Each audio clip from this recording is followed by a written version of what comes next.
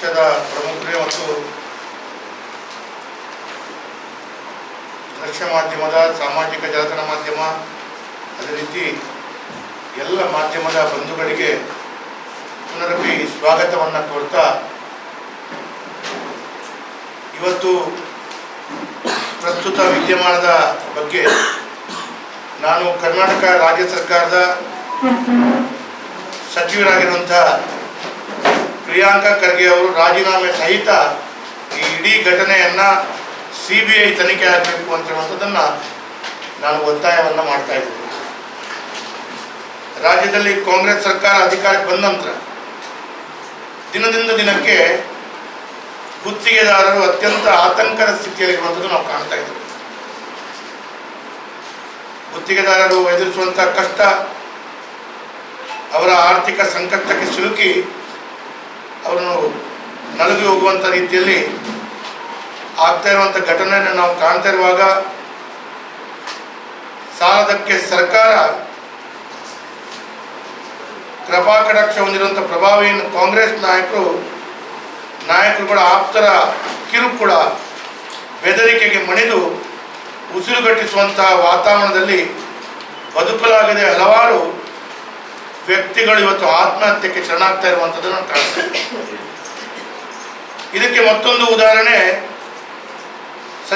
ಸಚಿವ ಪ್ರಿಯಾಂಕಾ ಖರ್ಗೆ ಅವರ ಆಪ್ತರ ಕಿರುಕುಳಕ್ಕೆ ಹೆದರಿ ಡೆತ್ ನೋಟ್ ಬರೆದಿಟ್ಟು ಆತ್ಮಹತ್ಯೆ ಮಾಡಿಕೊಂಡ ಬೀದರ್ನ ಗುತ್ತಿಗೆದಾರ ಸಚಿನ್ ಪಾಂಚಾಳ್ ಈ ಪ್ರಕರಣವೇ ಸಾಕ್ಷಿ ಅಂತ ನಾವು ಹೇಳ್ತೇವೆ. ಗುತ್ತಿಗೆದಾರ ಸಚಿನ್ ಅವರು 7 ಪುಟಗಳ ಡೆತ್ ನೋಟ್ ಬರೆದು ಅದನ್ನು ಸಾಮಾಜಿಕ ಜಾಲತಾಣಗಳಲ್ಲಿ ಹಾಕಿದ್ದನ್ನು ಕಂಡಿದ್ದೇವೆ. ಅದರಲ್ಲಿ ಪ್ರಿಯಾಂಕಾ ಖರ್ಗೆ ಅವರ ಆಪ್ತ ದುಷ್ಟಕೂಟದ ಸದಸ್ಯರು ಮತ್ತು ಅವರ ಆಪ್ತರ ಕೂಟದ ಮಾಡಿದ ಮಹಾಮೋಸ, ನೀಡಿದ ಚಿತ್ರಹಿಂಸೆ ಅಲ್ಲದೆ ಸನಾತನ ಧರ್ಮ ರಕ್ಷಣೆಗೆ ಬದುಕು ಮೀಸಲಿಟ್ಟಿರುವಂಥ ಅಂದೋಲ ಸ್ವಾಮೀಜಿ, BJP ಮುಖಂಡ ಚಂದು ಪಾಟೀಲ, ಅದೇ ರೀತಿ ಶಾಸಕ ಬಸವರಾಜ್ ಮತ್ತಿಮೂಡ ಸೇರಿದಂತೆ ಹಲವು ಹಿಂದೂ ನಾಯಕರನ್ನ ಸುಪಾರಿ ಕೊಟ್ಟು ಹತ್ಯೆ ಮಾಡುವಂಥ ಸಂಚಿನ ಬಗ್ಗೆ ಕೂಡ ಅದರಲ್ಲಿ ಉಲ್ಲೇಖ ಮಾಡಲಾಗಿದೆ. ಸಾಯುವ ಅಂತಿಮ ಕ್ಷಣದಲ್ಲಿ ಇಂತಹ ವಿಷಯದಲ್ಲಿ ಹೇಳಿದಂಥ ವಿಚಾರಗಳು ಸುಳ್ಳು ಅಂತ ಹೇಳುವಂಥದ್ದು ಹೇಳಲಿಕ್ಕೆ ಸಾಧ್ಯವ? ಇದೊಂದು ಅತ್ಯಂತ ಆತಂಕಕಾರಿಯಾದಂಥ ವಿಷಯ.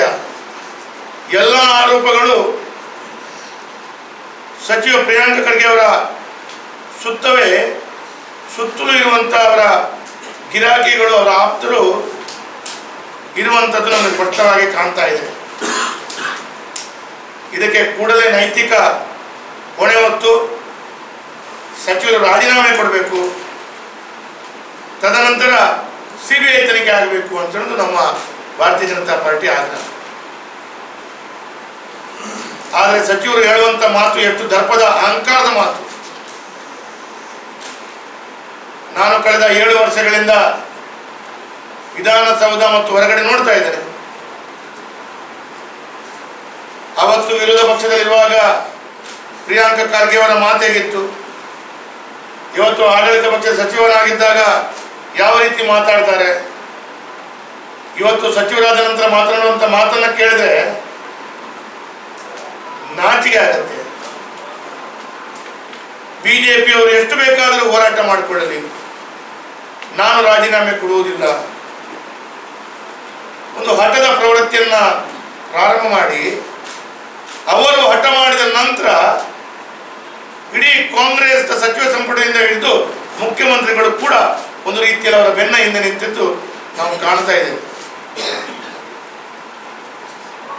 ಎಚ್ಚರಿಕೆ ಅಂತ ಹೇಳುವಂಥ ರೀತಿಯ ಮಾತನ್ನಾಡ್ತಾರೆ.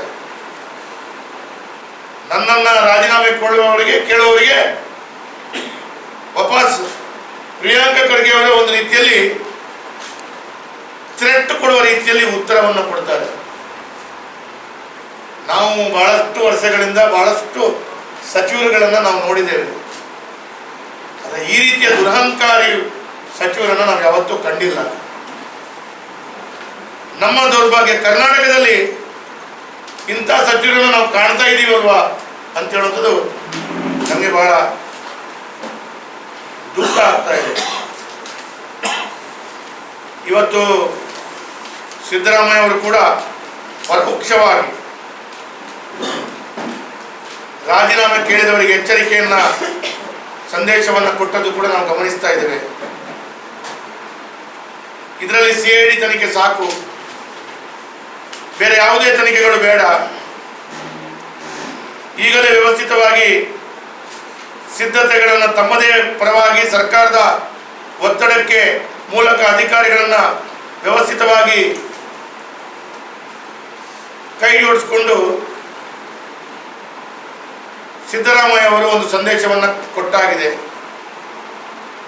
ಈ ಹಿಂದೆ ವಾಲ್ಮೀಕಿ ಹಗರಣದಲ್ಲಿ ಸಿಲುಕಿದ್ದ ಸಚಿವ ವಿ ನಾಗೇಂದ್ರ ಅವರು ಇದೇ ರೀತಿಯ ಘಟನೆಯಲ್ಲಿ ಅವರ ಹೆಸರು ಬಂದಾಗ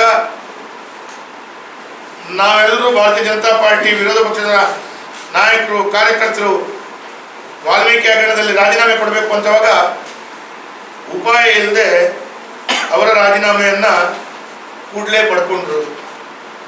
ಆದರೆ ಪ್ರಿಯಾಂಕಾ ಖರ್ಗೆ ಅವರ ರಾಜೀನಾಮೆ ಪಡ್ಕೊಳ್ಳಿಕ್ಕೆ ಸಿದ್ದರಾಮಯ್ಯ ಅವರಿಗೆ ಮತ್ತು DK ಶಿ ಅವರಿಗೆ ಧೈರ್ಯವೂ ಇಲ್ಲ, ಬ್ಯಾಟ್ರಿಯೂ ಇಲ್ಲ. ಯಾಕೆ?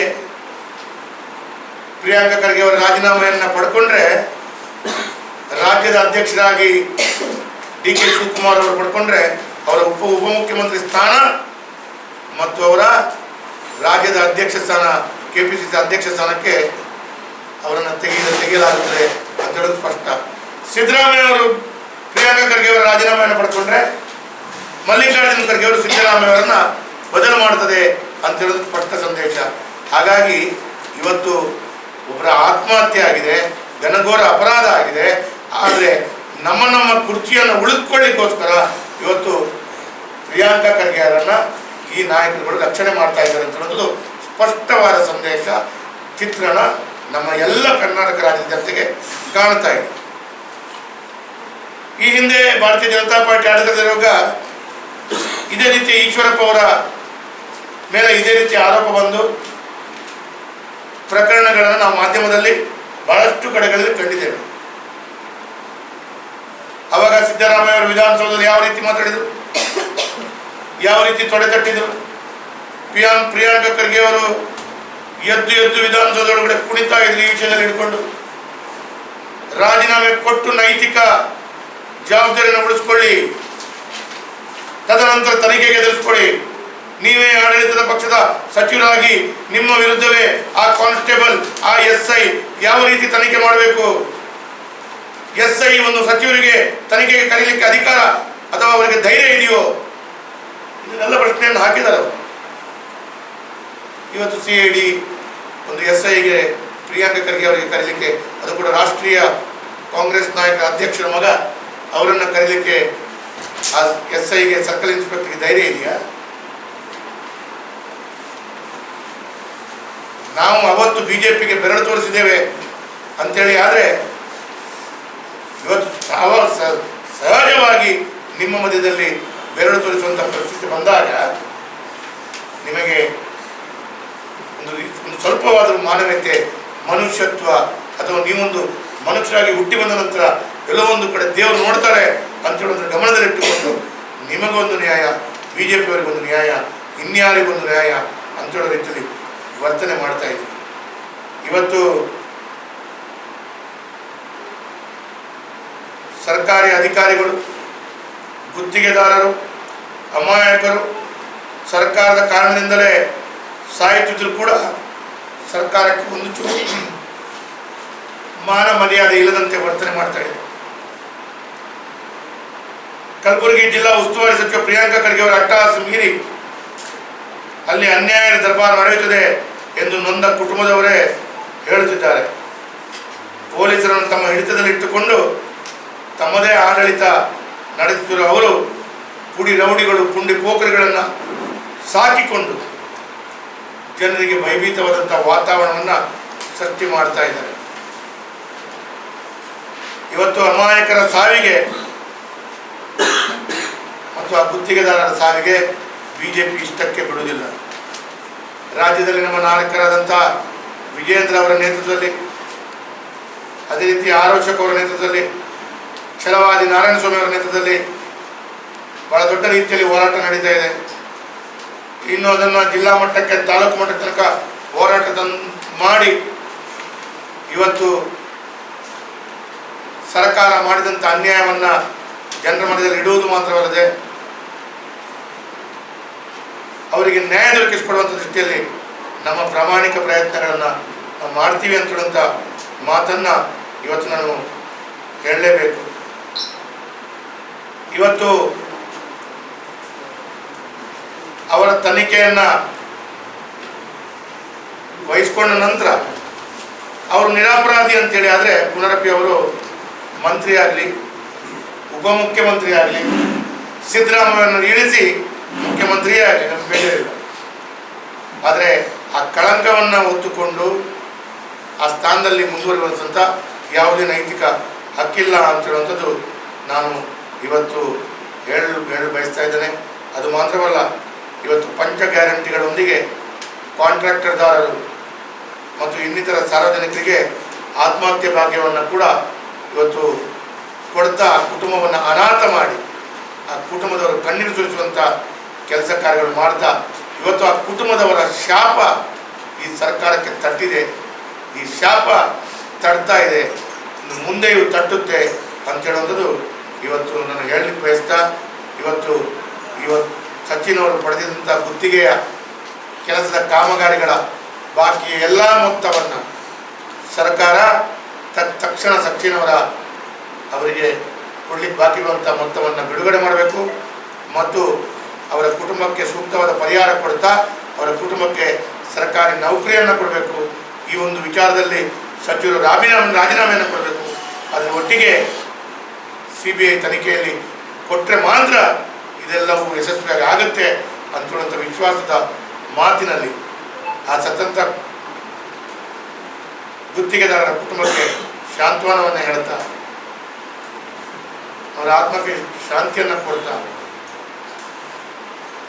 ನಾಚಿಕೆಗಳನ್ನು ಮಾಡಿದಂಥ ಸಚಿವರು ಆ ಸ್ಥಾನದಲ್ಲಿ ಮುಂದುವರಿಬಾರ್ದು ಅಂತ ಹೇಳುವಂಥ ಮಾತನ್ನು ಹೇಳ್ತಾ ಇವತ್ತು ಪ್ರಿಯಾಂಕ ಖರ್ಗೆ ರಾಜೀನಾಮೆಯನ್ನು ಕೊಟ್ಟು CBI ತನಿಖೆಯನ್ನು ಎದುರಿಸಬೇಕು ಅಂತ ಹೇಳುವಂಥ ಆಗ್ರಹವನ್ನು ಮಾಡ್ತಾರೆ. ಕ್ಲೀನ್ ಚಿಟ್ ಕೊಟ್ಟಿದೆ. ಆದರೆ ಕೇಂದ್ರ ಸರ್ಕಾರದ ವ್ಯವಸ್ಥೆಯಲ್ಲಿದ್ದಂಥ ಏನು ತನಿಖಾ ತಂಡಗಳು ಬಂದಾಗ ದಾಖಲೆ ಸಮೇತ ತಪ್ಪನ್ನು ಬಿಡುಗಡೆ ಮಾಡಿ ಅವರನ್ನು ಇದು ಮಾಡಿದರೆ ಈ ರಾಜ್ಯ ಸರ್ಕಾರದ ಮಂತ್ರಿಮಂಡಲದವರು ಯಾವ ರೀತಿ ಮಾತಾಡ್ತಾರೆ ನೀವು ಕೇಳಿದ್ರಿ. ಇವತ್ತು ನೀವು ಹೇಳಿದ ಮಾತಿಗೆ ನಾನು ಒಂದು ಉತ್ತರ ಕೊಡ್ತೇನೆ. ಪ್ರಾರಂಭದಲ್ಲಿ ಇದಕ್ಕೆ ಬೇಕಾದಂಥ ಎಲ್ಲ ಮುಖ್ಯ ಅಂಶಗಳು ಈ ರಾಜ್ಯ ಸರ್ಕಾರದ ಅಧೀನದಲ್ಲಿರುವ ಮಂತ್ರಿಯ ಒತ್ತಡಕ್ಕೆ ಅವರು ದಾಖಲೆಗಳನ್ನು ಎಲ್ಲೋ ಒಂದು ಕಡೆ ಬೇಕಾದ ಹಾಗೆ ತಿರುಚಿಕೊಂಡು ಬೇಕಾದ ಹಾಗೆ ಅದನ್ನು ಮಟಾಚ್ ಮಾಡಿಬಿಟ್ರೆ ಮತ್ತೆ CBIಗೆಲ್ಲ ಯಾರಿಗೆ ಕೊಟ್ಟರು ದಾಖಲೆಗಳನ್ನು ಪುನಃ ತೆಗಿಲಿಕ್ಕೆ ಆಗುವುದಿಲ್ಲ. ಹಾಗಾಗಿ ನಿಷ್ಪಕ್ಷಪಾತವಾದ ತನಿಖೆ ಆಗಬೇಕು ಅಂತೇಳಿ ಆದರೆ ಆಯಿತು, ನ್ಯಾಯಾಂಗ ತನಿಖೆ ಮಾಡಿಕೊಳ್ಳಿ ಯಾರೋ ಅಂಥ ರೀತಿಯಲ್ಲಿ. ಯಾಕಂದರೆ ರಾಜ್ಯ ಸರ್ಕಾರ ಯಾಕೆ ನಾನು ಹೇಳ್ತೇನೆ ಹಾಗಾದರೆ CBI ಕೊಡಬೇಕು ಕೇಂದ್ರ ಸರ್ಕಾರ ಅಂತೇಳಿ ಒಂದು ನೀವು ಒಪ್ಪಿಕೊಳ್ತೀರಾ ಅಂತ ಪ್ರಶ್ನೆ ಬರಬಹುದು. ಸ್ವಾಮಿ, ನಾನು ಹೇಳುವಂಥ ಮಾತು ಏನು ಅಂತ ಹೇಳಿದ್ರೆ, ಇವತ್ತು ರಾಜ್ಯ ಸರ್ಕಾರದ ಅಧೀನದಲ್ಲಿರುವಂಥ ಇಲಾಖೆಗಳು ಮತ್ತು ಇದು ರಾಜ್ಯ ಸರ್ಕಾರದೇ ಸಚಿವ ಮಂತ್ರಿಗಳ ಆದ ಕಾರಣ ನಿಮ್ಮ ಒಡನಾಟ ಮತ್ತು ನಿಮ್ಮ ಚೌಕಟ್ಟಿನಲ್ಲಿರುವಂಥ ವ್ಯಕ್ತಿಗಳು ಬಿಟ್ಟು ಇದಕ್ಕೆ ಸಂಬಂಧ ಇಲ್ಲದಂಥ ವ್ಯಕ್ತಿಗಳು ತನಿಖೆ ಮಾಡಿದ್ರೆ ಮಾತ್ರ ಯಾವತ್ತೂ ನಿಷ್ಪಕ್ಷಪಾತವಾದ ತನಿಖೆ ಆಗಬೇಕು. ಈಗ ನನ್ನ ಬಗ್ಗೆ ಏನೋ ಒಂದು ಕಡೆ ಆರೋಪ ಬಂದರೆ ನನ್ನನ್ನು ಇಲ್ಲಿ ಕೂತವರೇ ತನಿಖೆ ಮಾಡಿದ್ರೆ ಏನು ತನಿಖೆ ಮಾಡಿ ಹೇಳಿ. ಹಾಗಾಗಿ ಇವರು ತನಿಖೆ ಮಾಡಿ ಆದೇಶಗಳು ಇವತ್ತೇ ಹೇಳ್ತಾರೆ. ಇನ್ನು ಕೆಲವೇ ದಿನಗಳಲ್ಲಿ ಪ್ರಿಯಾಂಕ ಖರ್ಗೆ ಅವರದ್ದು ಇದರಲ್ಲಿ ಯಾವುದೇ ತಪ್ಪುಗಳಿಲ್ಲ, ಅವರನ್ನು ಬೇಕಂತಲೇ BJP ಮಾಡಿದ್ದು, ಅವರ ಸಾವಿಗೆ ಇವರು ಕಾರಣರಲ್ಲ. ಈಗಲೇ ಹೇಳ್ತೇನೆ ನನ್ನ ಉತ್ತರ ಮಾಡೇ ಮಾಡ್ತಾರೆ ಅವರು. ಹಾಗಾಗಿ ನಿಮ್ಮ ಮಂತ್ರಿಮಂಡಲದ ಮಂತ್ರಿಗಳನ್ನ ಬಚಾವ್ ಮಾಡ್ಲಿಕ್ಕೆ ಹೋಗ್ಬೇಕು. ನಾನು ಒಂದು ಮಾತನ್ನು ಕೇಳ್ತೇನೆ, ನನ್ನಲ್ಲಿ ಆಪ್ತ ಸಹಾಯಕರಿದ್ದಾರೆ. ನಮ್ಮ ಆಪ್ತ ಸಹಾಯಕರು ಯಾರಿಗಾದರೂ ಫೋನ್ ಮಾಡಿ ನನ್ನ ಹತ್ರ ಕರ್ಕೊಂಡು ಬಂದು ಮಾತುಕತೆ ಮಾಡಿಸ್ತಾರೆ, ಮತ್ತು ನನ್ನ ಆಪ್ತ ಸಹಾಯಕರವ್ರ ದುಡ್ಡಿಗೆ ಏನೋ ಒಂದು ಸವಾಲು ಇಡ್ತಾರೆ ಅಂತೇಳಿ ಆದರೆ ಅರ್ಥಗಳಿಗೇನು? ಉತ್ತರಗಳು ನಿಮಗೆ ಸಿಗುತ್ತೆ. ಅವರಷ್ಟೇ ಮಾತಾಡಿದ್ರು, ನನ್ನ ಹತ್ರ ಬಂದು ಮಾತಾಡಿದ್ದಾರೆ ಅಂತ ನೆನೆಸ್ಕೊಳ್ಳಿ. ಹಾಗೆ 2 ಬಾರಿಯೋ 3 ಬಾರಿ ಪ್ರಿಯಾಂಕಾ ಬಂದ ಕಡೆ ಈ ಆಪ್ತ ಸಹಾಯಕರು ಮಾತಾಡ್ತಿದ್ದಾರಲ್ಲ, ಏನು ಮದುವೆಯ ಕಾರ್ಯಕ್ರಮ ಮಾತಾಡಿದ್ದ? There is 100% clear. ಮತ್ತೆ ಒಂದೊಂದು ತಿಳ್ಕೊಳ್ಳಿ ನೀವು, ಕದ್ದ ಕಳ್ಳ ಯಾವತ್ತೂ ಸತ್ಯ ಹೇಳಲ್ಲ. ಪ್ರಿಯಾಂಕಾ ಖರ್ಗೆ ಅವರು ಹೇಳ್ತಾರೆ ಸತ್ಯ ಈಗ? ಹಾಂ ಹೇಳಿ. ನಿಮ್ಮಲ್ಲಿ ಈಗ ಹೋರಾಟ ನೀವು ಹೇಗೆ ಮಾಡ್ತೀವಿ? ಯಾಕಂದ್ರೆ ಒಂದು ಕಡೆಯಿಂದ 3 ದಿಕ್ಕಲ್ಲಿ ನಿಮ್ದು ಹೋರಾಟಗಳು ನಡೀತಾ ಇದ್ದಾವೆ. ಒಗ್ಗಟ್ಟಿನ ಹೋರಾಟ ಅಂತೂ ಇಲ್ಲ. ಇದ್ರಲ್ಲಿ ಹೋರಾಟ ಒಗ್ಗಟ್ಟೆಲ್ಲ ಇರ್ತದೆ. ಹಾಗಾದ್ರೆ 100ಕ್ಕೆ 100 ಯಾವ ರೀತಿಯಲ್ಲಿ ಹೋರಾಟ ಆಗಬೇಕು, ಯಾವ ರೀತಿಯಲ್ಲಿ ಗುತ್ತಿಗೆದಾರರು ಇವತ್ತು ಸಾವನ್ನಪ್ಪಿದ್ದಾರೆ, ಅವರಿಗೆ ನ್ಯಾಯ ಕೊಡುವ ದೃಷ್ಟಿಯಲ್ಲಿ ಒಂದು ವಿರೋಧ ಪಕ್ಷದಾಗಿ ನಾವು ಯಾವ ರೀತಿಯ ಚಟುವಟಿಕೆ, ಯಾವ ರೀತಿಯ ಹೋರಾಟ, ಯಾವ ರೀತಿಯಲ್ಲಿ ನಮ್ಮೆಲ್ಲ ಕೆಲಸ ಕಾರ್ಯಗಳು ಮಾಡಬೇಕು ಅದನ್ನು ಮಾಡೇ ಮಾಡ್ತೀವಿ. ಈಗ ವಕ್ಫ್ ವಿಚಾರದಲ್ಲಿ ಅನ್ವರ್ ಮಾಣಿಪ್ಪಾಡಿ ಅವರ ಆರೋಪನೇ ಇತ್ತು. ಖರ್ಗೆ ಮತ್ತೆ ಅವರ ತಂದೆ ಕೂಡ ಅದರಲ್ಲಿ ದೊಡ್ಡ ಮಟ್ಟದಲ್ಲಿ ಶಾಮೀಲಾಗಿದ್ದಾರೆ. ಅದರ ನಂತರ ಅವರ ಟ್ರಸ್ಟಿಗೆ ಒಂದು ಇಷ್ಟ ಎಕರೆ ಅಂತ ಭೂಮಿ ಹೋಗಿತ್ತು. ಅವಾಗ ಹೋರಾಟ ಮಾಡಿ ಅನ್ವರ್ ಮಾಣಿಪ್ಪಾಡಿ ಅವರಷ್ಟು ಆರೋಪ ಮಾಡಿಕೊಂಡು ಇದು ಮಾಡಬೇಕಾದ್ರೂ ಹೋರಾಟ ಮಾಡಿದ್ರು. ಈಗ ಮತ್ತೆ ಈ ಹೋರಾಟ ಎಷ್ಟು ಸಕ್ಸಸ್ ಆಗ್ತದೆ ನೋಡಿ. ಭಾರತೀಯ ಜನತಾ ಪಾರ್ಟಿ ವಿರೋಧ ಪಕ್ಷದಲ್ಲಿ ಹೊಂದಿಕೊಂಡು ಸರ್ಕಾರದ ವಿಚಾರದಲ್ಲಿ ಆದಂಥ ತಪ್ಪುಗಳ ಬಗ್ಗೆ ಹೋರಾಟ ಮಾಡುವಂಥದ್ದು ನಾವು ಮಾಡ್ತಾ ಇರ್ತೇವೆ. ಇಲ್ಲಿ ಏನಾಗಿದೆ ಅಂತ ಹೇಳಿದ್ರೆ, ಹೋರಾಟ ಮಾಡುವವರ ವಿಫಲತೆ ಅಲ್ಲ. ದಿನನಿತ್ಯ ಸರ್ಕಾರ ಇಕ್ಕಟ್ಟಿಗೆ ಸಿಲುಕುವಾಗ ಒಂದು ವಿಷಯವನ್ನು ಹಿಡ್ಕೊಂಡು ಹೋರಾಟ ಮಾಡಿ 3 ದಿವಸ ಹೋಗಿ ಹೊಸ ವಿಷಯ ಬರ್ತದೆ. ಅವಾಗ ಆಟೋಮೆಟಿಕ್ಲಿ ಅದು ಬಿಟ್ಟು ಇದನ್ನು ಹಿಡ್ಕೊಳ್ಳುವಂಥ ಪರಿಸ್ಥಿತಿ. ಹೇಳ್ತೇನೆ ಕೇಳಿ ಇಲ್ಲ, ನಾನು ಹೇಳ್ತೇನೆ ಕೇಳಿ, ನಿಮ್ಮ ಪ್ರಶ್ನೆಗೆ ಪೂರ್ಣ ಉತ್ತರ ಕೊಡ್ತೇನೆ. ಇನ್ನೊಂದು ವಿಷಯ ಬರ್ತದೆ, ಇನ್ನೊಂದು ವಿಷಯವನ್ನು ಕೂಡ ಹೋರಾಟ ಮಾಡಬೇಕಾದಂಥ ಜವಾಬ್ದಾರಿ ಇದೆ ನಮಗೆ, ಅದನ್ನು ಮಾಡ್ತೇವೆ. ಹೀಗೆ ಭ್ರಷ್ಟಾಚಾರ, ಎಲ್ಲ ರೀತಿಯ ಪಾಪಗಳಲ್ಲಿ ಒಳಗೊಂಡ ಸರ್ಕಾರ ದಿನನಿತ್ಯದ ಈ ರೀತಿಯ ಘಟನೆಗಳಾಗ್ತದೆ. ಭಾರತೀಯ ಜನತಾ ಪಾರ್ಟಿ ವಿರೋಧ ಪಕ್ಷದಲ್ಲಿ ಕೆಲಸ ಕಾರ್ಯಗಳನ್ನು ಮಾಡ್ತಿದ್ದೀವಿ. ಆದರೆ ವಕ್ಫಿನ ವಿಷಯದಲ್ಲಿ ತಾರ್ಕಿಕ ಹಂತವನ್ನು ಪಡ್ಕೊಳ್ಬೇಕು ಅಂತ ಹೇಳೋ ದೃಷ್ಟಿಯಲ್ಲಿ ನಮ್ಮ ಹೋರಾಟಗಾರರು ಮಾಡ್ತಾ, ಸರ್ಕಾರ ಇವತ್ತು ಬಾಯಲ್ಲಿ ಹೇಳಿದ್ರು ಕೂಡ ಸರ್ಕಾರಕ್ಕೆ ಅದು ಸಾಧ್ಯವೇ ಇಲ್ಲ ಅಂತ ಹೇಳೋದು ಗೊತ್ತಿದೆ. ಯಾಕಂತ ಹೇಳಿದ್ರೆ ಸಿದ್ದರಾಮಯ್ಯರು ಹೇಳಿದ್ರು, ನಾನು ಅದನ್ನು ನಿಲ್ಲಿಸ್ತೇನೆ ಅಂತ ಹೇಳಿದ್ರು ಕೂಡ ಸಿದ್ದರಾಮಯ್ಯವರಿಗೂ ನಿಲ್ಲಿಸ್ಲಿಕ್ಕೆ ಸಾಧ್ಯ ಇಲ್ಲ. ವಕ್ಫಿನ ವಿಷಯದಲ್ಲಿ ಒಂದು ಸರ್ಕಾರ ವಕ್ಫ್ ಇಲಾಖೆಗೆ ಒಳಪಟ್ಟ ಜಾಗ ಅಂತ ಹೇಳುವಂಥದ್ದು ಆ ವಕ್ಫ್ ಇಲಾಖೆ ವ್ಯಾಪ್ತಿಯಲ್ಲಿ ಬಂದಿದೆ ಅಂತೇಳಿ ಆದರೆ, ವಕ್ಫಿನ ಅದರದೊಂದು ವೆಬ್ಸೈಟ್ನಲ್ಲಿ ಆ ಜಾಗ ಸರ್ವೆ ನಂಬರ್ ಬಂದಿದೆ ಅಂತೇಳಿ ಆದರೆ, ಸಿದ್ದರಾಮಯ್ಯವರು 500 ಬಾರಿ ಬರೆದು ತಲೆ ಕೆಳಗಡೆ ಕಾಲ ಮೇಲೆ ಮಾಡಿದ್ರು ವಕ್ಫಿನ ಜಾಗ ಅಲ್ಲ ಅಂತೇಳಿ ನಿರ್ಧಾರ ಮಾಡಲಿಕ್ಕೆ ಸಿದ್ದರಾಮಯ್ಯ. ಅದಕ್ಕೆ ವಕ್ಫ್ ಸಮಿತಿಯೇ ಇದೆ. ಆ ಸಮಿತಿಯವರು ಆ ಜಾಗ ಅಲ್ಲ ಅಂತೇಳಿ ಮಾಡಬೇಕು. ಸಮಿತಿಯವರು ಈ ಜಾಗ ನಮ್ದಲ್ಲ ಅಂತೇಳಿ, ಅದರಲ್ಲಿ ಇರುವ 15 ಜನರು ಆ ಮುಸ್ಲಿಂ ಸಮುದಾಯದ ಒಳಪಟ್ಟಂಥ ಸಮಿತಿಯವರು, ಅವರು ಈ ಜಾಗ ವಕ್ಫಿಗಲ್ಲ. ಅದಕ್ಕಾಗಿ ಕಾನೂನು ರೀತಿಯಲ್ಲಿ ಯಾವ ರೀತಿ ಹೋರಾಟ ಮಾಡಬೇಕು ಅದನ್ನು ಕೂಡ ಕೈಗೆತ್ತಿಕೊಳ್ತೇವೆ. ಕೇಂದ್ರ ಸರ್ಕಾರದ ಬಾಗಿಲನ್ನು ತಟ್ಟಿ ಹೊಸ ಕಾನೂನು ತರುವ ದೃಷ್ಟಿಯಲ್ಲಿ ಏನೆಲ್ಲ ಮಾಡಬೇಕು ಅದೂ ಮಾಡ್ತೇವೆ. ಇದು ಎಲ್ಲವೂ ಮಾಡಿದಾಗ ಒಂದು ಕಡೆಯಲ್ಲಿ ತಾರ್ಕಿಕ ಹಂತಕ್ಕೆ ಹೋಗುತ್ತೆ. ಒಂದು ರೀತಿಯಲ್ಲಿ ನಿಮ್ಗೆ ಕೇಳಿ, ಒಂದು ರೀತಿಯಲ್ಲಿ ರಸ್ತೆಯಲ್ಲಿ ಪ್ರತಿಭಟನೆ ಮಾಡೋದು, ದಿನನಿತ್ಯ ಪ್ರತಿಭಟನೆ ಮಾಡ್ತಾ ಇರುವಾಗ ಈ ಎಲ್ಲ ವಿಚಾರಗಳನ್ನು ಕೂಡ ಕೈಗೆತ್ತಿಕೊಂಡು ಅಲ್ಲಿ ಎಲ್ಲೆಲ್ಲಿ ಯಾವ್ಯಾವ ಜಿಲ್ಲೆಯಲ್ಲಿ ನಾವು ಈಗ ತಂಡವನ್ನು ಮಾಡಿ, ನಮ್ಮ ಜಿಲ್ಲೆಯಲ್ಲಿ ಕೂಡ ವಕೀಲರ ತಂಡ ಮಾಡಿ ಜಾಗಗಳನ್ನು ಎಲ್ಲೆಲ್ಲಿ ವಕ್ಫಿಗೆ ಹೋಗಿದೆ, ಈ ಹಿಂದೆ ಸರ್ಕಾರಿ ಜಾಗ ಇರ್ಬೋದು, ಪ್ರೈವೇಟ್ ಜಾಗಗಳಿರ್ಬೋದು, 9ನೇ ಕಾಲಮ್ನಿಂದ ಸರ್ಕಾರ ಇದ್ದದ್ದು ಅಥವಾ 11ನೇ ಕಾಲಮ್ನಲ್ಲಿ ವಕ್ಫಿಗೆ ಜಾಗ ನಿಗದಿ ಮಾಡಲಾಗಿದೆ ಅಂತ ಹೇಳೋದು RTC ತೋರಿಸಿದೆ ಅಂತ ಎಲ್ಲ ತೆಗಿಲಿಕ್ಕೆ ಶುರು ಮಾಡಿದ್ದೇವೆ. ಮಂಗಳೂರಿನಲ್ಲಿ ಕೂಡ ತೆಗೆದು ಅದನ್ನು ಕೋರ್ಟಿಗೆ ಹಾಕಿ ಅದನ್ನು 74ರಲ್ಲಿ ಮಾಡಿದಂಥ ಏನು ನೋಟಿಫಿಕೇಶನ್ ಇದೆ ಅದನ್ನು ಕ್ಯಾನ್ಸಲ್ ಮಾಡುವಂಥ ರೀತಿಯಲ್ಲಿ ಕಾನೂನಿಗೆ ಆಗ್ತದೆ. ಆದರೆ ಕಾನೂನಿಗೂ ಅಧಿಕಾರ ಇಲ್ಲದಿರ್ಬೋದು. ಅವಾಗ ಕೇಂದ್ರ ಸರ್ಕಾರ ಸಹಕಾರದಿಂದ ಕಾನೂನಿಗೆ ಹೇಗೆ ಅಧಿಕಾರ ಬಳಸಬೇಕು ಆ ರೀತಿಯ ಹಂತದಲ್ಲಿ ಇದನ್ನು ಮಾಡಬೇಕು. ಯಾಕಂತ ಹೇಳಿದ್ರೆ ಸಿದ್ದರಾಮಯ್ಯ ಜನ್ಮದಲ್ಲಿ ಮಾಡಲ್ಲ. ಈಗ ಒಗ್ಗಟ್ಟಿನ ಹೋರಾಟ ಯಾವಾಗ ಮಾಡ್ತೀವಿ? ಯಾಕಂದ್ರೆ ಒಂದು ರಾಜ್ಯಾಧ್ಯಕ್ಷರ ಒಂದು ದಿಕ್ಕು, ಇನ್ನೊಂದು ಕಡೆ ಅತ್ತಾಳ ಒಂದು ದಿಕ್ಕು, ಒಂದೇ ಒಂದು ಕೋಆರ್ಡಿನೇಷನ್ ಇಲ್ಲ, ಏನಿಲ್ಲ.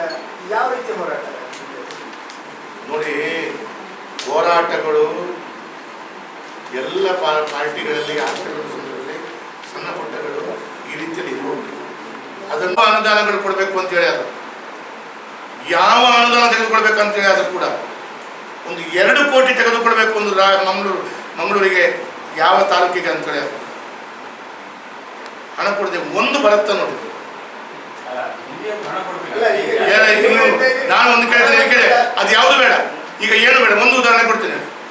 ನಾನು ಮಂಗಳೂರಿನಲ್ಲಿ ನಮ್ಮ ಸರ್ಕಾರ ಇರುವಾಗ ಮಂಗಳೂರು ಮಹಾನಗರ ಪಾಲಿಕೆಗೆ 16, 20, 50 ಅಧಿಕಾರಿಗಳನ್ನು ತಂದು ಹಾಕಿದ್ದೇನೆ. ಯಾವ ಅಧಿಕಾರಿಗಳು ಒಂದು ಕೆಲಸ ಮಾಡಿದರೆ ಯಾವುದೇ ರೀತಿಯ ಒಂದು ಪೈಸಾ ಭ್ರಷ್ಟಾಚಾರ ಇಲ್ಲದೆ ಫ್ರೀ ಆಫ್ ಕಾಸ್ಟ್ ಮಂಗಳೂರು ಬಂದಿದ್ದಾರೆ. ಇವತ್ತು ಮಂಗಳೂರಿನ ಮಹಾನಗರ ಪಾಲಿಕೆಯ ಅಧಿಕಾರಿಗಳ ಪರಿಸ್ಥಿತಿ ಹೇಗಿದೆ ನೋಡಿ. ಬೇರೆ ಏನು ಬೇಡ, 5 ಇಂಜಿನಿಯರ್ಗಳನ್ನು ಟ್ರಾನ್ಸ್ಫರ್ ಮಾಡಿ report to head office. After 1 month, after 2 months again same ಸಿಟಿಗೆ ಅದೇ ಅಧಿಕಾರಿ ಬಂದು ಕೂತ್ಕೊಳ್ಳಿ. ಏನ್ರಿ ಇದು? ಹಾವು ಏಳು ಮುಂಗುಸಿ ಆಗ್ತದೆ. ಹೋಗುದಾ ಅವರಿಗೆ ಟ್ರಾನ್ಸ್ಫರ್ ಹೆಡ್ ಆಫೀಸ್ ಬೆಂಗಳೂರಿಗೆ ಹೋಗಿ ರಿಪೋರ್ಟ್ ಮಾಡ್ಕೊಳ್ಳಿ. ಅದೇ ಅಧಿಕಾರಿ ಪುನರ್ಗೆ ಈಗ 12 ಅಧಿಕಾರಿಗಳನ್ನು ಟ್ರಾನ್ಸ್ಫರ್ ಮಾಡಿದ್ರು, 6-7 ಬಂದ್ರು, ಇನ್ನೊಂದು ಸ್ವಲ್ಪ ದಿವಸ 6-7 ಬರ್ತಾರೆ. ಮತ್ತೆ ಯಾಕೆ ಮಾಡೋದು ಸ್ವಾಮಿ ಅದು? ಹೇಳಿ ನೀವು ಮತ್ತೆ ಯಾಕೆ ಮಾಡ್ತೀವಿ? ಅವನಲ್ಲಿ ಕೆಲಸ ಮಾಡ್ತಾ ಇರುವವನಿಗೆ 2 ತಿಂಗಳು ನೀವು ರಿಪೋರ್ಟ್ ಬೆಂಗಳೂರು ಅಂತೇಳಿ ವಾಪಸ್ ಅಲ್ಲೇ ಕೊಡಬೇಕು ಅಂತೇಳಿ ಅವನ ಮೇಲೆ ಆರೋಪ ಇದೆ. ತೆಗೆದು ಬೀದರಿಗೆ ಹಾಕಿದ್ದಾರೆ. ಕಾರ್ಪೊರೇಷನ್ ಇಂಜಿನಿಯರ್ಗಳು ಇವತ್ತಿಂದಲ್ಲ, ಕಾಲದಿಂದಲೂ ಅವರೇ ಇದ್ದಾರೆ. ಯಾರಿದ್ದಾರೆ? ಎಷ್ಟು ವರ್ಷದಿಂದ ಇದ್ದಾರೆ ಇಂಜಿನಿಯರ್ಗಳು. ಈಗ ಬಂದು ನಿಮ್ಮ ಆರೋಗ್ಯ ಅಧಿಕಾರಿ ಅವರು ರಿಟೈರ್ಡ್ ಆದ್ರೂ ಸಹ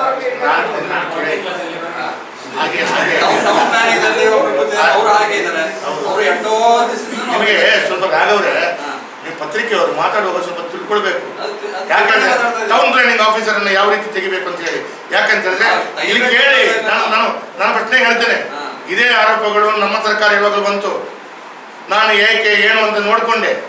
ಯಾಕೆ ಅಂತ ಹೇಳಿದ್ರೆ ಈ ಟೌನ್ ಪ್ಲಾನಿಂಗ್ ಆಫೀಸರ್ ಮತ್ತು 3 ATPಗಳು 4 ಜನ ಇವರು first time town planning officer ಬೆಂಗಳೂರಿನಿಂದ ಆಯ್ಕೆಗೊಂಡು ಅವರು ಮಂಗಳೂರಿಗೆ ನಿಯುಕ್ತಿಗೊಂಡು ಮಂಗಳೂರಿಗೆ ರಿಟೈರ್ಮೆಂಟ್ ಆಗುವ ಕಂಡೀಷನ್ ಅಲ್ಲೇ ಅವರಿಗೆ ಅಪಾಯಿಂಟ್ಮೆಂಟ್ ಆದದ್ದು. ಸ್ವಾಮಿ ಏನು ಮಾತಾಡ್ತೀರಾ ನೀವು? ಹಾಗೆಲ್ಲ ತಿಳ್ಕೊಳ್ಳಿ. ಅದಕ್ಕೆ ಹೇಳಿದ್ರು, ತಿಳ್ಕೊಳ್ಳೋದನ್ನ ಒಟ್ಟಾರೆ ಡಮ್ಮ ಹೊಡಿಬೇಡಿ, ಸ್ವಲ್ಪ ತಿಳ್ಕೊಳ್ಳಿ. ಬಾಲಕೃಷ್ಣ ಗೌಡರು ನನ್ನ ಹೆಸರು ಹೇಳ್ತಾರೆ, ಅವರಿಗೆ ಸ್ವಲ್ಪ ಸಮಯ ರಿಲ್ಯಾಕ್ಸ್ ಕೊಟ್ಟರು, ವಾಪಸ್ ಬಂದ್ರೆ ಅವರಿಗೆ ಆಗಲ್ಲ. ಯಾಕಂದ್ರೆ ಈ appointed for Mangalore city corporation it self. ದಾಖಲೆ ನೋಡಿ, ಅದಕ್ಕೆ ಹೇಳುವಂಥದ್ದು ದಾಖಲೆ ತಗೊಳ್ಳುವಾಗಲೇ ಮಾಡುವಾಗಲೇ ಸ್ವಲ್ಪ ವಿಚಲಿತ ಇರ್ತದೆ. ಆದರೆ ಇದನ್ನು ಪ್ರಶ್ನೆ ಮಾಡ್ತಾ ಇಲ್ಲ. ನಾನು ಕೇಳೋದು, ಕೆಲವು ಅಧಿಕಾರಿಗಳು ನಾನು ಮಂಗಳೂರಿಗೆ ಯಾರು ಬೇಕಾದ್ರೆ ಬನ್ನಿ, ನಮ್ಮ ಸರ್ಕಾರವರು ಯಾರು ತಗೊಂಡು ಬಂದರು ಡಮ್ಮ ಆರ್ಡರ್ ಮಾಡಿಸ್ಕೊಡ್ತೀನಿ.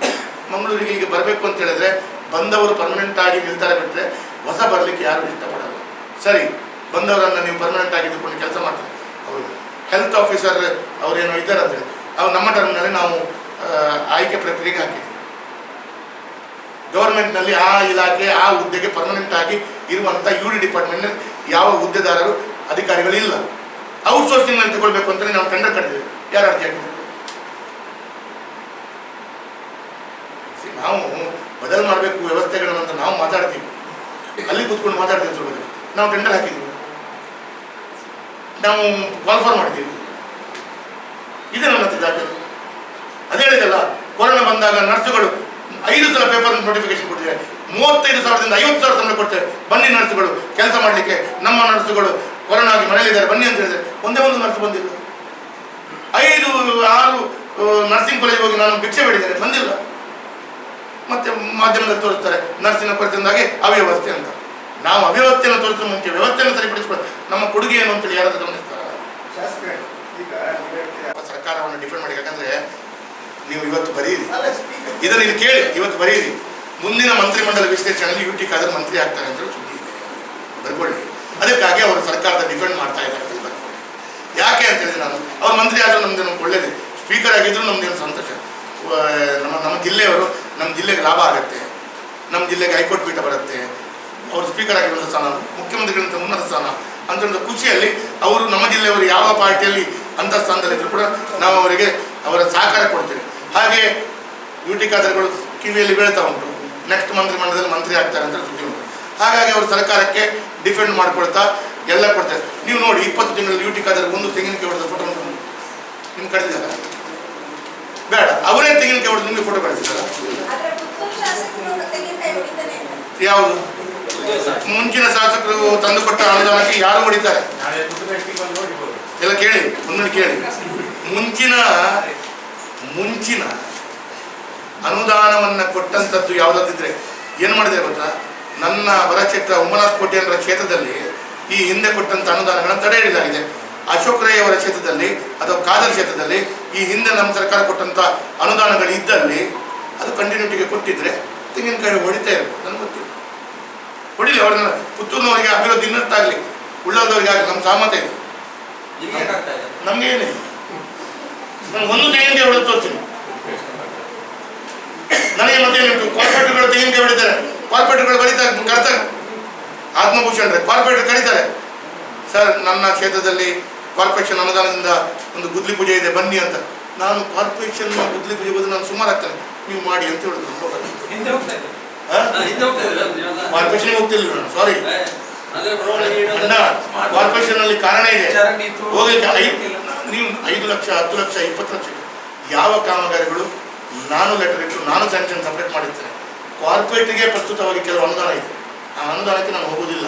ಅವತ್ತು ಹೋಗಲಿಲ್ಲ, ಇಲ್ಲಿ ಕೇಳಿ, ಅವತ್ತು ಹೋಗಲಿಲ್ಲ, ಇವತ್ತು ಹೋಗಲ್ಲ. ನಾನು ಬಹಳ ಶಿಸ್ತು ಇಟ್ಕೊಂಡಿದ್ದೇನೆ. ಕಾರ್ಪೊರೇಟ್ಗಳ ಫಂಡ್ ಅವತ್ತು ಹೋಗಿಲ್ಲ, ಇವತ್ತು ಹೋಗಿಲ್ಲ, ಇನ್ನು ಮುಂದೂ ಹೋಗಿಲ್ಲ. ನನ್ನ ಕಾರ್ಪೊರೇಟ್ ಅಲ್ಲ, ನಾನು MLA.